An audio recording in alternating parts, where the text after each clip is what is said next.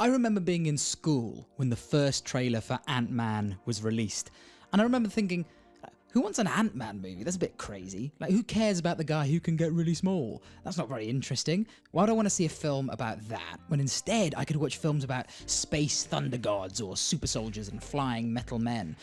My teenage mind was young and innocent.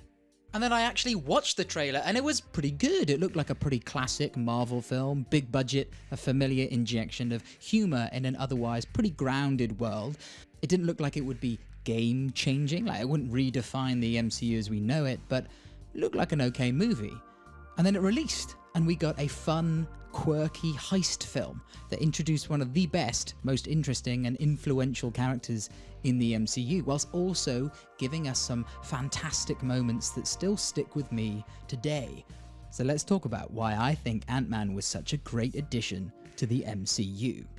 Don't forget to like the video, guys, and subscribe to the channel if you like me rambling on about things. Thank you. Let's start off with the character of Scott Lang. First of all, Paul Rudd. That's it. Everybody loves Paul Rudd. Instant win. He plays this extremely down-to-earth guy, and he has this wonderful ability of being able to joke and make light of situations in a way that seems really natural for his character, which seems to fit Marvel's writing style really well. When we first meet him, he's in jail. He's this criminal, a skilled robber. But we find out that his motivations were to help those in need, and he broke the law to try to fulfill that and thus ended in jail for 3 years. He isn't this super soldier, he isn't a genius, he isn't a god. He is just a pretty normal guy who's made some mistakes. And the crux of his character lies with his relationship with his daughter, Cassie. Like, the first time we see them together on screen, it's so obvious that Scott loves his daughter more than anything. They hug and laugh together, and this is Scott's drive in life. He wants to be able to spend time with his daughter, watch her grow up. So he needs to change. He needs to become a better man than he is. And I can't not mention the scene in Endgame when Scott comes back after being lost in the quantum realm and meets Cassie, who's now 5 years older. It's a beautiful and heart-wrenching scene, watching this man realize that he has once again missed out on watching his daughter grow up. Paul Rudd nails it. It's a brilliant scene, and it really shows how much he wants to be there for Cassie. Scott Lang is not an overly complex character. He is this simple guy with some baggage, just trying to do the right thing, make ends meet. And Hank Pym is the one who brought him into the world of superheroes, giving him the Ant-Man suit, teaching him how to use it effectively. And alongside Hope Van Dyne, Scott Lang was molded into the new Ant-Man. And it's great seeing him grow as a character over the course of the MCU, going from this convict to becoming this hero. Someone who helped save the universe, fighting an alien army and helping to stop Thanos. And his ability to do these things comes from the powers he possesses when he wears the Ant-Man suit. So let's talk about that.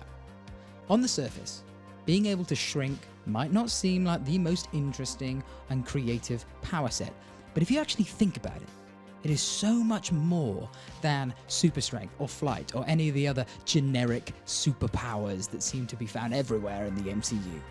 Being able to shrink down and grow back to normal size at will is incredibly powerful, and we see both Ant-Man and especially the Wasp absolutely dominate fights as they utilize the speed and strength that this power gives the wielder. We also see how versatile Ant-Man's powers are in movies all throughout the MCU, being incredible at infiltration and stealth, as seen in Avengers Endgame, being able to attack his enemy in unpredictable and unique ways, such as in Captain America Civil War, where he gets the jump on Spider-Man and also manages to get inside and mess with Tony's Iron Man suit. And yes, of course, he can get really big and strong, which was a fantastic moment in Civil War, but that is a bit more one-dimensional. When Scott is Giant Man, all he can really do is stomp on things and pick up heavy stuff and speak really slowly. Like, it's really cool, but I don't think it's as powerful and interesting as when he goes small. The beautiful thing about Ant-Man's ability to shrink is not the powers that it gives the character, but it's the power it gives the filmmakers.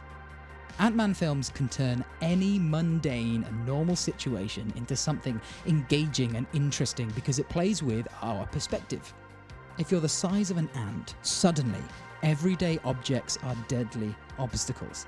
Being able to play with this perspective, see our world from a different angle and in different ways, opens up the doors to a treasure trove of possibility when it comes to creating unique and memorable moments.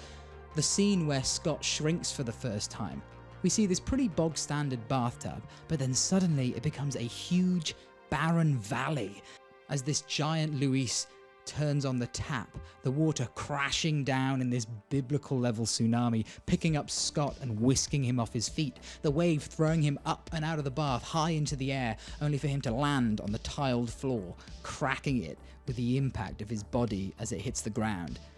There are other wonderful moments like this in the first film. The fight in the briefcase, this enclosed fighting rink full of debris, phones, polos, all floating in the air as the briefcase falls down to the ground. Incredibly cool. And of course, the amazing train battle scene. The epic scale as Scott runs through the brush, an army of ants at his side, Yellow Jacket standing on the train, confidently raining down a barrage of laser fire. These moments work so well, because it's taking things from real life, things that we have all interacted with before, and it shifts the perspective on them. Seeing Thomas the Tank Engine as this imposing vehicle barreling down the track at high speeds, it's funny and it's interesting, because we all know that that's not really how it is. I think, honestly, this is something that I really wish that Marvel had held on to for Ant-Man and the Wasp, and then for Quantumania. These sort of moments are a unique stamp that Ant-Man films have on the MCU. Look, we did get some cool moments in Ant-Man and the Wasp. The fight in the kitchen showed us Hope using her ability to shrink and use her environment to her advantage creatively, and the whole shrinkable cars made for some really fun moments. But in the second film, we definitely saw this shift to a focus on the quantum realm.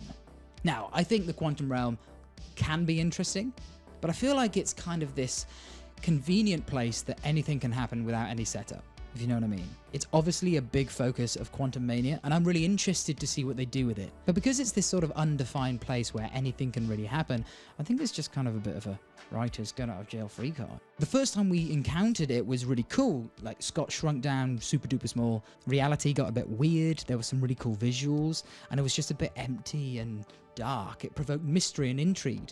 But he managed to come back to normal size, and it was this good plot hook for Hank Pym to jump on, giving him the drive to try and save his wife. But after that, I think that the focus then became, okay, how can we make Ant-Man go into these cool, strange, crazy realities, utilizing loads of CGI to make this fantastical alien world? I just think it takes away from Ant-Man's more grounded and creative power set. A power set that is fun because of how it interacts with our reality. I don't know, I just think it loses this sort of magic. It's no longer about using unique powers to breathe creativity into mundane and normal scenarios, and now they're just big CGI fests that, you know, have the fate of the universe at stake. And actually, that's a bit of a problem with the MCU at the moment. Power creep is becoming a real problem in these movies. The more movies we get, the higher the stakes are, and so our heroes have to gain enough power to meet them, and so then the stakes need to get higher, and then our heroes need to get enough power. Eventually, you start to lose that tether to reality that has actually been there since the beginning. Of course, this is an unrealistic world full of superheroes and thunder gods, but for every film like Guardians of the Galaxy, there was a Captain America Winter Soldier or an Ant-Man that made you feel like the MCU's world was real, that you could buy into a lot more. I think we've sort of been missing that a bit recently, and I guess I was just hoping that Ant-Man could have been that tether. But that said, I'm excited for Quantumania, and I'm interested to see what they do with the quantum realm. I just want some more fun, tiny fights in real places. I just think it's a fun aspect of the Ant-Man films. So yeah, Ant-Man added such a cool breath of fresh air into the MCU and gave us a great character who is extremely influential in the grand story of the Marvel Universe. Thank you for watching, guys. Don't forget to like the video, that really helps. Subscribe to the channel if you like videos like this, and in the comments below I want to know what your favourite Ant-Man action scene is. For me, it's got to be that train scene with Thomas the Tank Engine and trains flying everywhere and the lasers. I think it's really cool. But yes, alright, see you next time, guys. Bye!